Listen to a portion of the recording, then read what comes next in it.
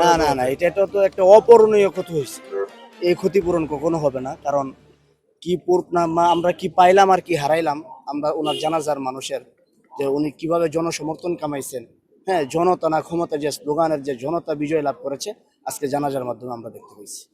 আর যার ক্ষতিটা হয়তোবা আজকে জানাজার মাধ্যমে ইনকিলাব মঞ্চের পরবর্তী নেতা এবং আমাদের সবার শ্রদ্ধেয় ডক্টর ইউনূস স্যার যেভাবে বলছেন যে ওনার শিক্ষায় যে প্রত্যেকটা কাজে কর্মে উনি কোন বিষয়ে আলোচনা করেছেন, ওই কাজে গিয়ে যদি আমরা ওই ধিক্ষাটা নিতে পারি তখনই আমরা সার্থক হতে পারবো ইনশাআল্লাহ। তার প্রাপ্য সম্মানটা তখনই হবে যখন তার হত্যাকারীদের বিচার হবে। হ্যাঁ, এখন ওইটা বাদে আমরা অবশ্যই আমরা খুশি।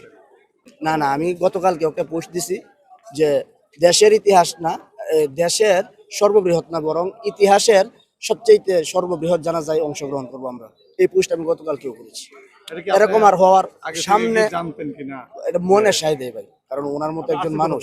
আমি আসছি মিরপুর থেকে, আমার নাম মোহাম্মদ মুজাকির হোসেন। মাদারল্যান্ড 24, মাতৃভূমি বিশ্ব সংবাদ 24 ঘন্টা।